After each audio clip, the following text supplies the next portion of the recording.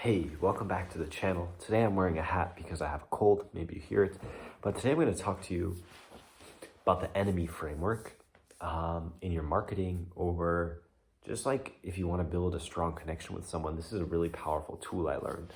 And just a quick backstory. So in America, we have these things called fraternities. And I heard from some of my friends who are in fraternities that when you join one, you're a pledge, which means for 6 weeks, you got to do some really hard work. You got to clean the house, all this stuff. And you're kind of like, there's one guy in the fraternity that's like telling you what to do. And it's very challenging. And there's lots of physical tasks and sleep deprivation. And these are the type of things that the American college students do.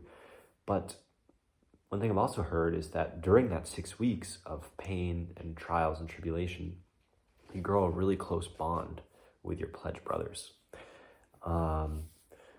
And like, there's one key, I really did a bad job of explaining this, but there's like one key brother who's leading the training, and you grow to really hate this guy, but through that hatred, you also grow this very strong bond.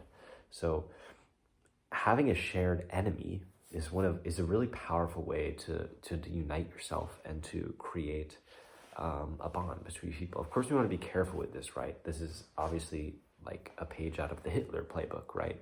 Hitler convinced the German people that the Jews were the cause of their problems, right? And then that shared enemy was a very powerful rallying cry, and this is obviously the wrong direction. We don't want to do that. That's a very terrible way to use the enemy principle. But a better way would be, which I've seen some digital marketers do really well, is like use the school system, or as Andrew Tate uses society as the enemy, right? He says society is against young men, and then the young men see Tate as maybe their savior, right? So he does this really, really well.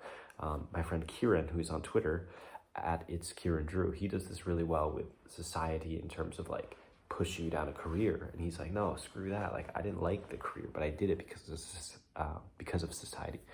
Sorry, my nose. So anyway, just understanding, having a shared enemy.